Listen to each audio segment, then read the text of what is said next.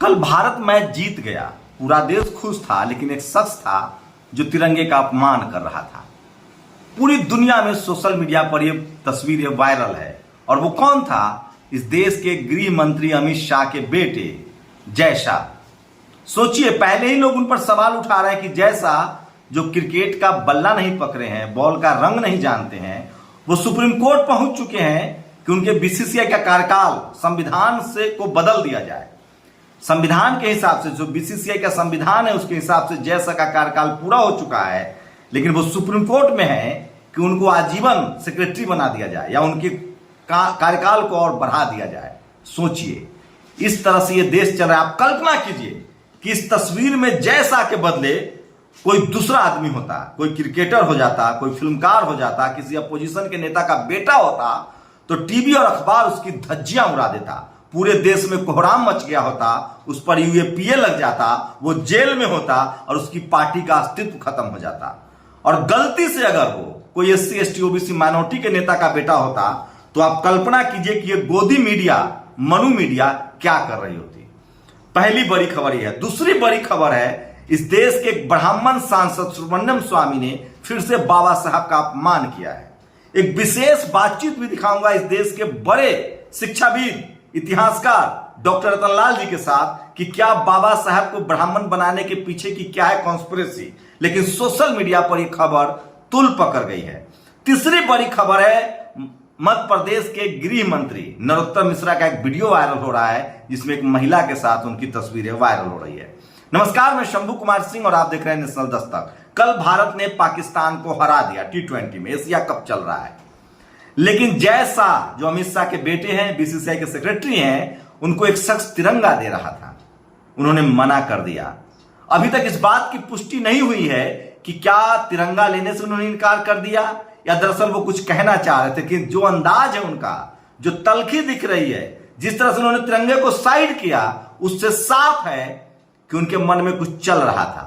लेकिन social media है, सब कुछ बेपर्दा कर देता है। लोग सवाल पूछ रहे हैं कि जिस पाकिस्तान के नाम पर भारत में बीजेपी राजनीति करती है, जिस मुसलमानों के खिलाफ आग उगलकर बीजेपी राजनीति करती है, वही एशिया कप में तमाम मुस्लिम देशों के लोगों के साथ, पाकिस्तान के लोगों के साथ जैसा बैठ के मजे कर रहे हैं। ये बात मैं एससी एसटी ओबीसी माइनॉरिटी के लोगों से कहना चाह रहा हूं कि आपका बच्चा हाथ में तिरंगा के बदले भगवा झंडा ले रहा है, स्कूल कॉलेज यूनिवर्सिटी के बदले हथियार उठा रहा है, धर्म बचाने की लड़ाई में आपके बच्चों को झोंका जा रहा है, और वहीं दूसरी तरफ इन नेताओं के बच्चे विदेशों में मजे कर रहे हैं, कंपनियां चला रहे हैं, अंग्रेजी स्कूल में पढ़ रहे हैं। इसलिए मैं कह रहा हूं कि एससी एसटी ओबीसी माइनॉरिटी के लोग कम से कम हिंदू न बने और अपने हक अधिकार के लिए सचेत रहें। अब ये वीडियो देखिए जो सोशल मीडिया पर वायरल है, एक बार सुनिए। किस तरह से धर्म के नाम पर आपके लोगों को बहकाया जा रहा है, और खासकर बहुसंख्यक आबादी एससी एसटी ओबीसी को। स्कूल कॉलेज आपके लिए बंद हो रहे हैं, धर्म के नाम पर राजनीति हो रही है। एक दिन पहले सरतन से जुदा वाला वीडियो सुना था, किस तरह से सरेआम मुल्ला मुसलमानों को गाली दिया जा रहा है, वीडियो वायरल है। हाफिज सईद और आरएसएस प्रमुख मोहन भागवत दोनों से दोस्ती रखने वाला इस पत्रकार का नाम सुन लीजिए, वेद प्रताप वैदिक है। ये आरएसएस प्रमुख भी इससे मिलता है और इससे पहले वो ये हाफिज सईद से भी मिल चुका है। आप कल्पना कीजिए कि हमारे जैसा कोई पत्रकार मिल ले तो इस देश में उस पर यूएपीए लग जाएगा। लेकिन इसलिए मैं कहता हूं कि इन लोगों के जातीय चरित्र को समझिए, इन लोगों के स्वार्थ की राजनीति को समझिए। एमपी के गृह मंत्री नरोत्तम मिश्रा जहां भी रहते हैं पता चल जाता है। ये वीडियो सोशल मीडिया पर वायरल है। कल मैंने आपको दिखाया था, ये जो ट्विन टावर गिरा है, इसका जातिवाद कनेक्शन समझिए। कोई एससी एसटी ओबीसी माइनॉरिटी का अधिकारी नहीं है उसमें, और मैं दावे के साथ कह सकता हूं कि फ्लैट खरीदने वाला भी नहीं होगा। तो बेईमानों के सरदार भी यही, बेईमानों के खरीदार भी यही, बेईमानों के जज भी यही, पुलिस भी यही है लोग। SK Dwivedi CEO, Mohinder Singh CEO, RP Arora ACEO, AK Mishra chief town planner, K Pandey chief project engineer, ये ट्विन टावर के भ्रष्टाचार के वो भस्मासुर हैं जिनके घर पर बुलडोजर चलना चाहिए। अब कल्पना कीजिए, इसमें कोई मुसलमान होता, कोई दलित होता, कोई पिछड़ा होता, कोई आदिवासी होता तो बुलडोजर चल गया होता।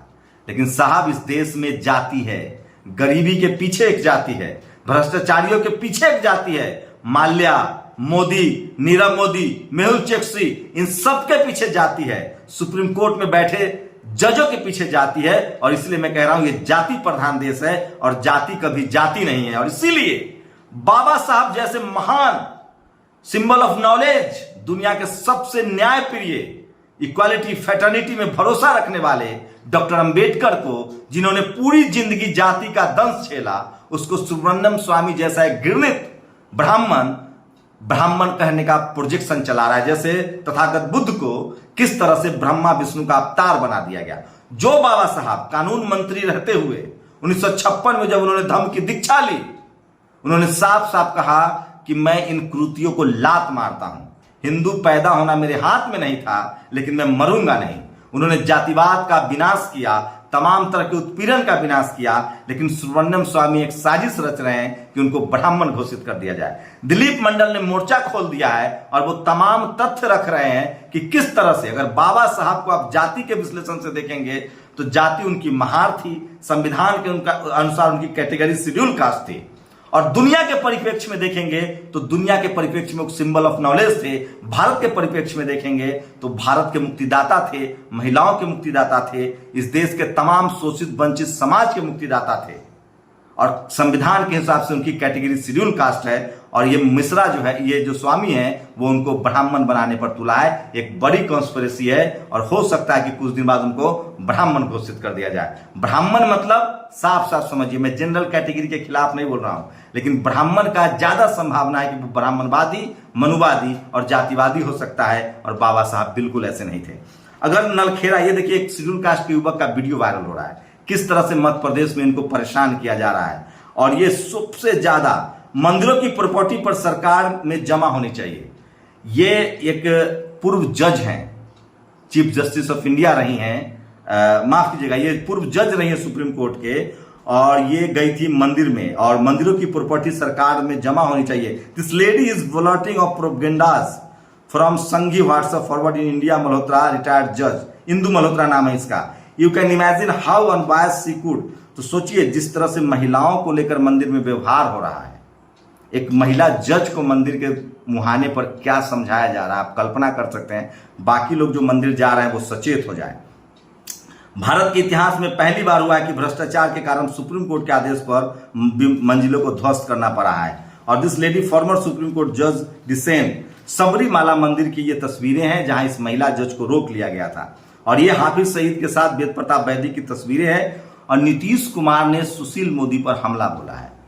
ये सबसे ज्यादा सोशल मीडिया पर वायरल है। आज की तमाम बड़ी खबरें थी जो आज सोशल मीडिया पर सबसे ज्यादा वायरल है। और इसलिए मैं कहता हूं कि सोशल मीडिया ही सच्चा मीडिया है, सोशल मीडिया ही बहुजन मीडिया है। और ये वो तमाम खबरें हैं जो टीवी अखबार आपसे छुपाता है जानबूझकर, वो आपको नहीं दिखाएंगे। और डीबी मौल नवाज मध्य प्रदेश में लगातार चुनाव जैसे से नजदीक हो रहा है, वैसे वैसे वहां हिंदू मुस्लिम की साजिश हो रही है, उससे सावधान रहिए, ये बहुत जरूरी है। और आज सबसे ज्यादा सोशल मीडिया पर वेद प्रताप वैदिक, एक ब्राह्मण पत्रकार का आरएसएस प्रमुख से मिलना जो हाफिज सईद से मिलता था। लोग सवाल कर रहे हैं कि क्या ये सब लोग कॉन्स्पिरेसी करते हैं और भारत को जाति और सांप्रदायिक दंगा में धकेलते हैं। और अमित शाह के बेटे का ये तिरंगे का अपमान है या कुछ और हुआ था।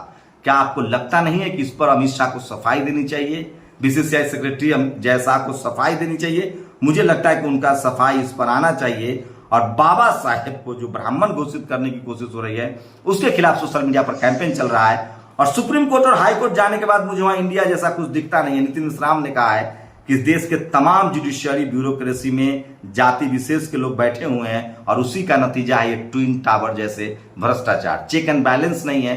जब हर जाति और धर्म के लोग इन तमाम संस्थाओं में रहेंगे तो चेक एंड बैलेंस होगा। मैं इसलिए कह रहा हूं कि अमित शाह का बेटा का जो फोटो वायरल हो रहा है, क्या उस पर वो जवाब देंगे? और सबसे बड़ी और चौंकाने वाली खबर, सोशल मीडिया का दौर है, समाज जागरूक हो रहा है। राजस्थान में कांग्रेस का सफाया हो गया है यूनिवर्सिटी के चुनाव में। और वहां पता है कौन जीत रहा है? मीना, भील, शेड्यूल कास्ट के लोगों ने बम्पर जीत दर्ज की है। एससी, एसटी, ओबीसी, माइनॉरिटी का अलायंस बन रहा है। कांग्रेस बीजेपी को लोगों ने दरकिनार कर दिया है। और जाट, गुर्जर, भील, मीना, ये तमाम जो शेड्यूल कास्ट, शेड्यूल ट्राइब और ओबीसी की जातियां हैं, उन्होंने मिलकर कांग्रेस बीजेपी को साइड कर दिया है। ये राजस्थान के कॉलेज यूनिवर्सिटी के कैंपस के चुनाव में हुआ है। इसलिए मैं बार बार कह रहा हूं, जैसे जैसे एससी एसटी ओबीसी माइनॉरिटी के बच्चे कॉलेज यूनिवर्सिटी में पहुंचेंगे, उनकी सामाजिक एकता, उनकी राजनीतिक एकता मजबूत होगी। आप लोग अपनी प्रतिक्रिया जरूर दीजिए, क्या अमित शाह के बेटे ने तिरंगे का अपमान किया है और क्या अमित शाह को इस पर बयान नहीं देना चाहिए? अगर कुछ और बात है तो उनको आके सफाई जरूर देनी चाहिए। फिलहाल सोशल मीडिया ने ये चल रहा है कि सरेआम तिरंगे का अपमान हुआ है। भारत ने एक शानदार जीत दर्ज किया। मैं इसलिए बाबा साहब ने कहा था, कोई देश तभी एक मुल्क बनता है जब उस देश की खुशियां साझा हो, और कोई देश तब महान मुल्क बनता है जब उस देश की तकलीफें एक हो। अपनी प्रतिक्रिया जरूर दीजिएगा। शुक्रिया।